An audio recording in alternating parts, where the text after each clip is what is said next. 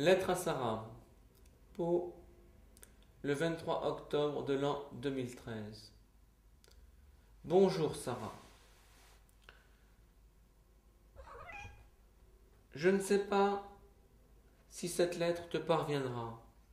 J'espère que oui, car ce serait dommage que je me sois fatigué à l'écrire pour rien et que le facteur se soit fatigué à la livrer pour rien. Je ne sais pas si tu la comprendras. J'espère que oui, car ce serait dommage que tu te sois fatigué à la lire pour rien, que je me sois fatigué à l'écrire pour rien, et que le facteur se soit fatigué à la livrer pour rien. Ce serait beaucoup de fatigue pour rien. Je ne sais pas si tu seras sensible à mes vibratos. J'espère que oui, car ce serait dommage que tu ne sois pas mélomane de moi. Mélomane de moi.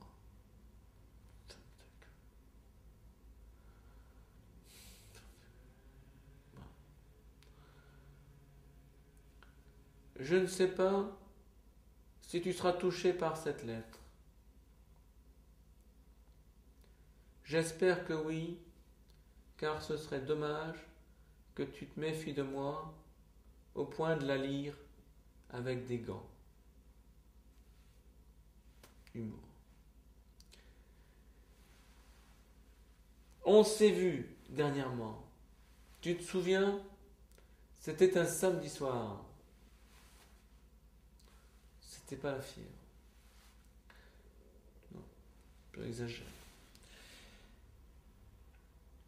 Le contexte était un peu particulier. Je m'étais auto-expulsé de chez moi en oubliant mes clés à l'intérieur.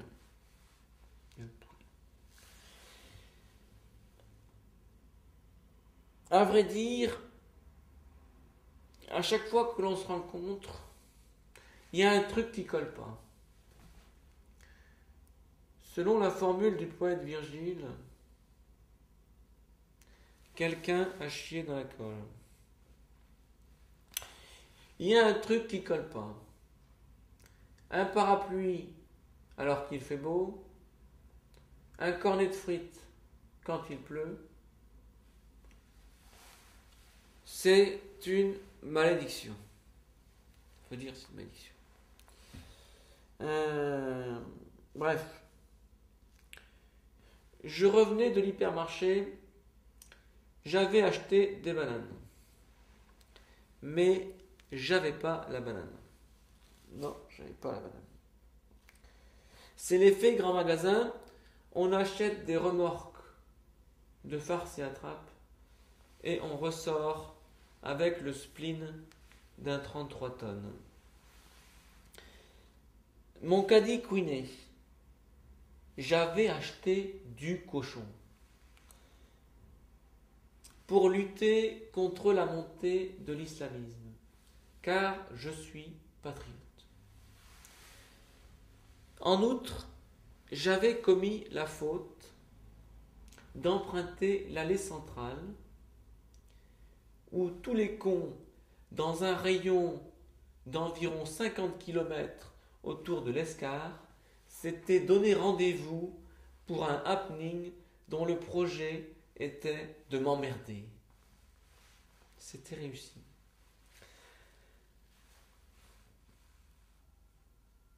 Bref, je suis rentré chez moi et j'ai commencé à décharger ma voiture.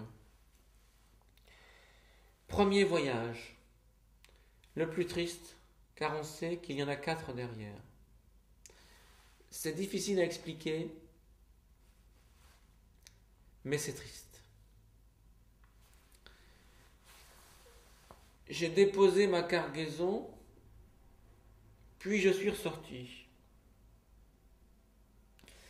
C'est alors que j'ai entendu le petit déclic argentin de la porte magnétique qui se refermait. C'est une belle porte en fer, bien solide. Tu peux venir la voir. J'organise des visites pour les journées du patrimoine et spécialement pour toi, tous les jours à 20 heures. C'est une belle porte en fer bien solide. Elle garantit la sécurité des heureux locataires. Mais quand on a oublié son badge à l'intérieur, l'ingéniosité du dispositif n'est pas la première chose qui vient à l'esprit. L'immeuble était désert. J'étais emprisonné à l'extérieur. Et mes deux petites minettes étaient à l'intérieur. Très à cheval sur l'horaire de leur gamelle et des manifestations de ma tendresse. Elles me le rendent bien. Mon sentiment, on s'en fout mais je vais quand même le dire, mon sentiment quant à l'existence de Dieu est assez variable. Je ne suis pas vraiment fixé. À cet instant précis, si ce dernier m'était apparu en majesté, je lui aurais demandé ses papiers et un relevé détaillé de mes comptes. Non, parce qu'il y a quand même des limites à l'entubage. J'étais d'humeur à faire brûler une église, mais j'avais pas trop le temps. Après avoir saoulé vainement tout le voisinage, je me résignai à appeler un serrurier. La première difficulté consistait à acquérir un moyen de communication. Mon téléphone était à l'intérieur, lui aussi. J'avais quelques sous en poche. Je me dis que j'allais acheter une carte téléphonique. Je me rendis donc dans un bureau de tabac que je savais ouvert. Il s'agissait d'un rade bien connu pour arsouilles et toxicomanes, où l'on pouvait acheter de l'alcool à brûler jusqu'à fort tard dans la nuit. Voir une passe si on ne cherche pas une championne de basket. Je me comprends. Bref, c'est en débouchant dans la file d'attente que je te vis. Surprise.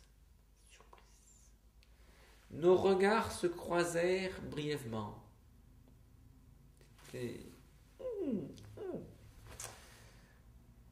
J'avais envie de me pincer. Et de te pincer, mais tu l'aurais sans doute mal pris. Non, pas maintenant, cette blague. C'est pas possible. Tu étais juste devant moi dans la file. Tu te tournais pour que je ne puisse pas voir ton visage. Refusant le dialogue et me privant de ton sourire. Attitude parfaitement malhonnête, je me permets de te le signaler. C'est passeport. Souhaitais-tu que je t'ignorasse? On ne peut pas savoir, c'est subjonctif. De loin, ça ressemblait fortement à ça.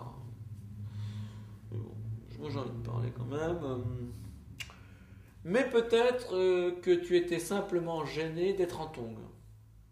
Car tu étais en tongs. Franchement, perso, ça me dérangeait pas. Ou juste un peu. Fondamentalement, un pied, c'est moche. Ça doit rester discret. Ce n'est que mon avis. Situation, j'arrive.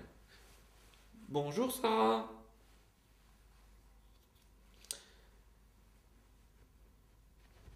Tu n'avais d'autre solution que de me répondre. Bonjour Sarah. Tu n'avais d'autre... Ah, l'émotion. Bonjour Sarah. Tu n'avais d'autre solution que de me répondre et de te tourner vers moi.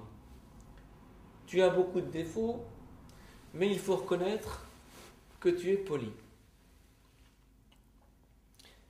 Bonjour, je pensais que vous ne m'aviez pas reconnu. Cette blague. Ton intonation avait toujours un petit quelque chose de dissuasif et de cassant. J'ai bien dit de cassant, pas de cassant. Avait toujours quelque chose de dissuasif et de cassant qui me tenait à distance. Cela me contrariait. J'aime pas. Bon, évidemment que je t'avais reconnu. Prends pas pour une pomme. Tu racontais n'importe quoi, rien que pour m'énerver, à croire que t'avais picolé et que t'avais le vent mauvais, pareil à la feuille morte. Comme à chaque fois que je te parlais, la conversation était convenue et sans âme. Aucun intérêt. Une misère. Je m'escrimais devant une noyée qui n'était même pas en maillot de bain. C'est mieux que le tongs. J'avais envie de brancher un défibrillateur. Tellement c'était la misère de communication. Chaque mot que je prononçais me faisait mal. Je lui en aurais préféré un autre qui n'existait pas. Mais c'est triste. Parler librement avec toi, c'est mission impossible. On lance le générique. Dring, tang, tang, tang, tang, tang, tang, tang, tang, tang, tang. Votre mission, si vous l'acceptez, consiste à trouver quelque chose d'intéressant à dire, sachant qu'elle se méfie de tout ce que vous dites et qu'elle vous prend pour un couteau. Bonne chance, Jim.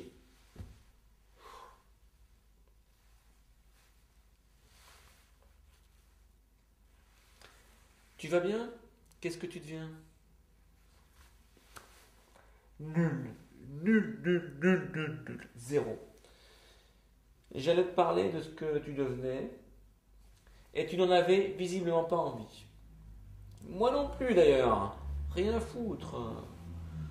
C'était pas important. Moi, ce qui m'intéressait, c'est la vie sur Mars. Le off. Bref, tu étais fâché de me parler et tu faisais la zombie. En revanche, les inflexions de ta voix et les petits sourires qui scandaient tendrement chacune de tes phrases me comblaient d'aise.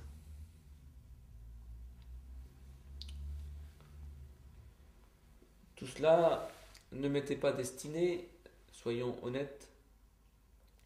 C'est ta façon de parler, comme un GPS. Mais ça me plaisait bien. Tu ajoutas que tu avais fait la saison sur la côte. Ce que je mis du temps à comprendre, car je suis un peu lent quand je veux. Et vous? J'étais prêt à disserter. Alors j'étais prêt à disserter sur la situation de la soirée, sur ma situation de la soirée qui prêtait à gaudriole. Cela m'aurait soulagé et j'étais tendu. J'embrayais sur le sujet, mais je te sentais méfiante, prête à écourter.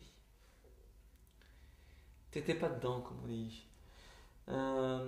J'avais l'impression que t'attendais le moment où j'allais te demander de me dépanner de 10 euros.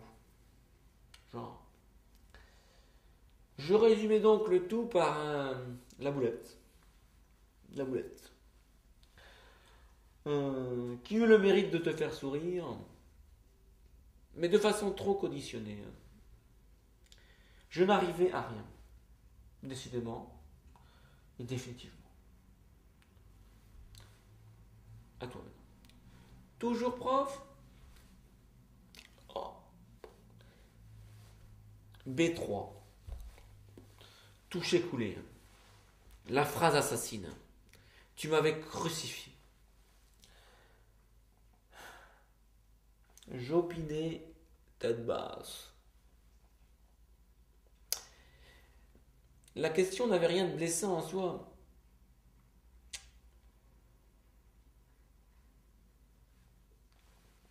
Non, rien, les profs, c'est bien.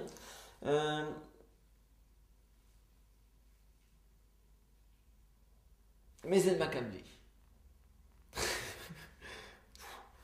La question n'avait rien de blessant en soi, mais elle m'a câblé. Elle me remettait à ma place. En vase clos, dans un aquarium. Ton monde n'était pas le mien. Et il n'y avait pas de pont. Voilà. Il n'y avait pas de pont. Message reçu à vous, Houston. 20 ton tour devant la buraliste où tu commandas sur un mode un peu compliqué en susurrant que tu voulais aussi du papier à cigarette. Je tiens à te faire remarquer que tu n'étais pas dans le ton et que c'est pas le genre de la maison où il est d'usage de commander d'une voix rauque 2 paquets de gauloises et un tac au tac. Voilà, ça c'est la maison. Bref, voilà quoi. Donc avant de partir, tu m'adresses à bonne soirée. Enfin, c'est un truc du sournois ça. Auquel j'aurais pu répondre que celle-ci était mal engagée, mais je m'en gardais, car il m'aurait fallu compléter le message subliminal en ajoutant que l'incident m'avait toutefois valu le plaisir de te rencontrer, et je voulais pas te faire ce plaisir ou cette gêne, enfin. Je voulais pas, j'avais pas envie de le dire. Donc en fait, je refais donc en accéléré. Bonne soirée, toi aussi. Zéro, aucun intérêt. Sec comme une trique. Une porte qui claque. J'ai acheté ma carte de téléphone. Les gens, ils hallucinaient. Les arceaux, ils hallucinaient. Un mec, 21h, il achète une carte de téléphone. Bon. Je sais pas, elle devait penser que je voulais aussi acheter. J'aurais dû acheter une chicha. Un vu porno en même temps. Bon, bref. J'ai acheté donc ma carte de téléphone. Tu étais filé en douce. Car j'ai le choléra. Je te passe les détails de la soirée. J'ai fini ma soirée au poste car les serruriers refusaient d'intervenir sur la porte magnétique. Mais comme tu insistes, je vais te raconter juste la fin car tu brûles pour t'aiser de la connaître.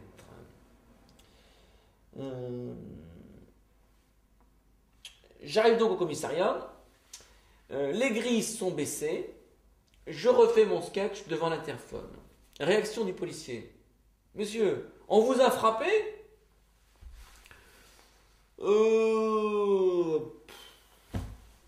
va t'en expliquer ma situation. Donc voilà, banana. Donc à 23h, ému ou fatigué par ma détresse, ils appellent pour moi un Superman de la serrurerie. Je découvre un type en paillettes, en costume paillettes des années 70. Il a une chemise qui fait laser. C'est le serrurier. En fait, c'est aussi un danseur de salsa. Et il sort d'un gala au Palais Beaumont. Je te dis pas la pression. Bon, bref. Il a un fessier de danseur, c'est très net. Ses compétences en guise de serrurier de l'agence touristique sont plus hypothétiques. En guise de super matos, il a que dalle, un break et une échelle en carton. C'est tout. Walou quoi. Il a Walou. Bref. Mais quand même, le type, je sais pas ce que j'ai, mais il a de l'estomac. Donc il installe l'échelle carrément sur le break. Et il me dit de bien la tenir. Et il vaut mieux pour sa gueule parce que sinon, il est mort. Mais bon. Donc voilà, il me dit de bien la tenir. Et il se lance à l'assaut de la fenêtre. L'échelle.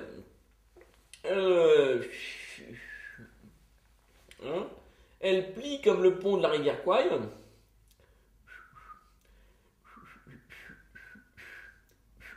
Ouais, je suis un artiste. C'est magnifique. Bon. Donc l'échelle plie, mais tout d'un coup, je regarde dans le break et je vois qu'il y a une danseuse à moitié nue qui me regarde en silence. Et là, je commence à me demander où je suis. Où es-tu quand tu es dans mes bras? Bon, que fais-tu? Alors, quand même, signalons quand même que si j'ajoute l'argent qui m'a racketté, je gage que le serrurier a passé une très bonne soirée, Lastico. C'était sûr que là, pour lui, c'était jackpot. Bref, c'est une soirée danse. Le roi danse. Bon.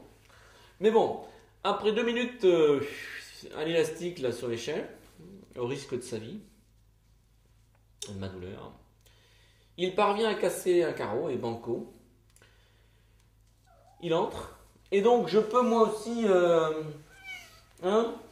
enfin rentrer chez moi et retrouver mes petites chattes là, ici, qui font les fiers devant le carreau cassé, comme si elles avaient défendu âprement l'entrée de l'appartement.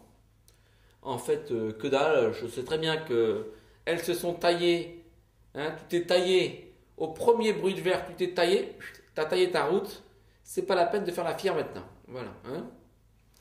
Je le connais, je les connais, les animaux, je les connais.